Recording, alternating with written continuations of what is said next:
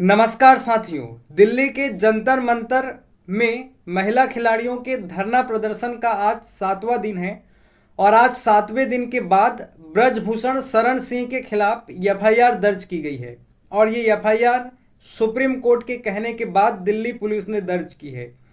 देखिए दोस्तों, 7 दिन पहले जब यही महिला खिलाड़ी दिल्ली पुलिस के पास जाती हैं ब्रजभूषण शरण सिंह के खिलाफ एफआईआर दर्ज कराने के लिए, तो उनके खिलाफ पुलिस एफआईआर दर्ज नहीं करती है।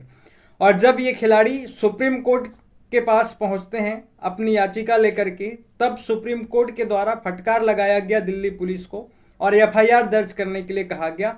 तब जाकर के दिल्ली पुलिस ने उनके खिलाफ एफआईआर दर्ज की है। इस कानून व्यवस्था को देखिए दोस्तों, मोदी राज की व्यवस्था को भी समझिए दोस्तों।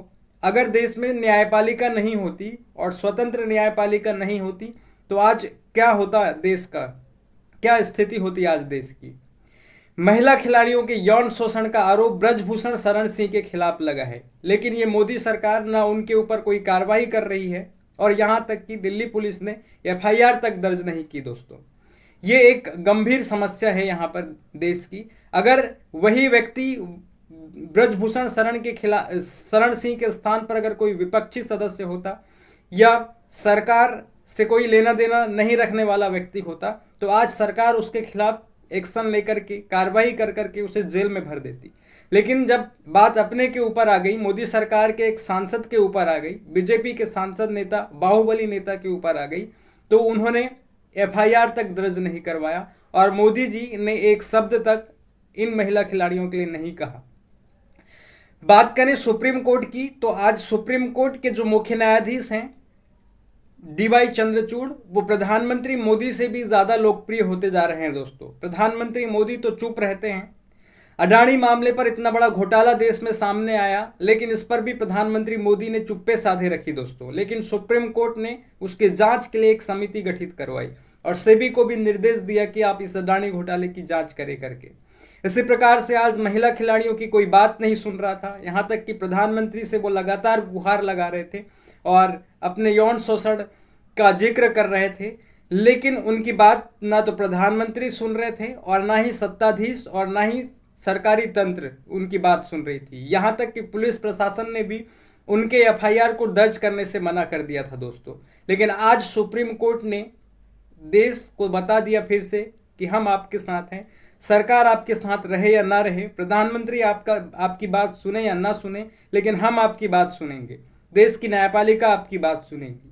तो ये यहाँ पर एक बहुत बड़ी जो है सुप्रीम कोर्ट के ऊपर निगाह है लोगों की और सुप्रीम कोर्ट से ही अब सारी उम्मीदें बची है दोस्तों। अगर देश की न्यायपालिका अगर स्वतंत्र नहीं होती, उसे संविधान, जो देश का संविधान स्वतंत्र रूप से रहने का प्रावधान करता है, अगर ये प्रावधान नहीं रहते दोस्तों, आज सरकार तानाशाह के रूप में काम करती। मोदी भी एक तानाशाह होते, एक डिक्टेटरशिप होते। तो एक बहुत बड़ा लोकतांत्रिक स्तंभ है देश का न्यायपालिका, जिन्होंने भारत के लोकतंत्र को बचा करके रखा है दोस्तों।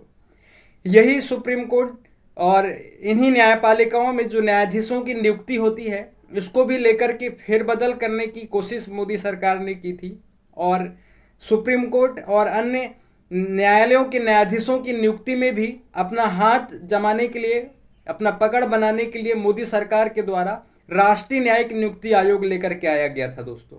और इस राष्ट्रीय न्यायिक नियुक्ति आयोग के माध्यम से न्यायाधीशों की नियुक्ति का प्रावधान रखा गया था। इससे डायरेक्टली जो है प्रधानमंत्री और कानून मंत्री उस संस्था में प्रवेश करने जा रहे थे और देश की न्यायपालिकाओं में न्यायाधीशों की नियुक्ति करने जा रहे थे दोस्तों। लेकिन न्यायपालिका ने इस व्यवस्था को भांप लिया और उन्होंने अपनी स्वतंत्रता पर खलन मान करके इस राष्ट्रीय न्यायिक नियुक्ति आयोग को असंवैधानिक घोषित किया था, जो कि मुझे लग रहा है कि एक बहुत उचित फैसला यहाँ पर न्यायपालिका के द्वारा लिया गया था। अगर आज न्यायपालिकाओं में न्यायाधीशों की नियुक्ति राष्ट्रीय न्यायिक नियुक्ति आयोग जैसी संस्थाएं करने लगे, जिनमें सरकार के नुमाइंदे बैठे रहेंगे, तो वो न्यायपालिका को भी अपने जेब में रखने की कोशिश करेंगे और न्यायपालिका में भी अपने मनपसंद के न्यायाधीशों को बिठाने का काम करना चालू कर देंगे दोस्तों। जिस प्रकार से ईडी सीबीआई में अपने लोगों को बैठालते हैं ये सरकारी तंत्र के लोग और उन संस्थाओं को अपनी जकड़ में, अपने तोते के भांति काम करवाने का काम कर रहे हैं। उसी प्रकार से हो सकता था कि सरकारें अब सुप्रीम कोर्ट को भी और न्यायपालिकाओं को भी अपने जेब में रखना चालू कर देते, लेकिन इस एनजे की संस्था को जो है सुप्रीम कोर्ट ने नकार करके एक बहुत बड़ी उपलब्धि देश को दी, ऐसा मुझे अपने आप में मानना लग रहा है, बेहतर लग रहा है। और इन महिला खिलाड़ियों का संघर्ष जारी है दोस्तों।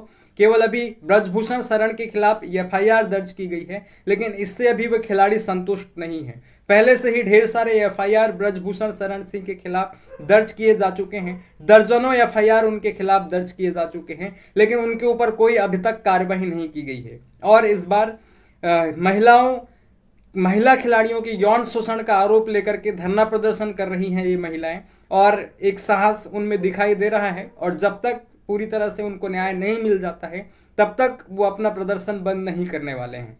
तो यहाँ पर भी इनका साथ देने की ज़रूरत है। आप लोगों तक मेरी बात पहुँच रही है और उनके प्रदर्शन की स्थितियाँ अगर आप देख पा रहे हैं सोशल मीडिया के माध्यम से या फिर टीवी चैनलों के माध्यम से, तो भी आप उनका समर्थन करें। चाहे आप मोदी के भक्त हों, योगी के भक्त हों, फिर भी इन महिला खिलाड़ियों की बात को सुने दोस्तों, क्योंकि आप भी जो है, जब ये महिला खिलाड़ी जब गोल्ड मेडल जीत करके आते हैं ओलंपिक्स में, तो आप अपना सीना जो है गर्व से महसूस करते हैं दोस्तों। और आज अपनी यौन शोषण के खिलाफ कार्रवाई की मांग कर रहे हैं, तो उनको हमारे साथ की ज़रूरत है, आपको उनका साथ देना चाहिए दोस्तों।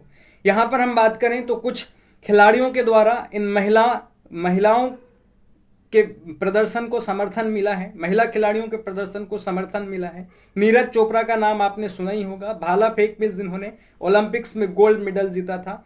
इन्होंने महिला खिलाड़ियों के समर्थन में ट्वीट किया है और इन्होंने कहा है कि सड़क पर इंसाफ मांग रहे एथलीट्स को देखकर कष्ट होता है, इन्हें न्याय मिलना चाहिए।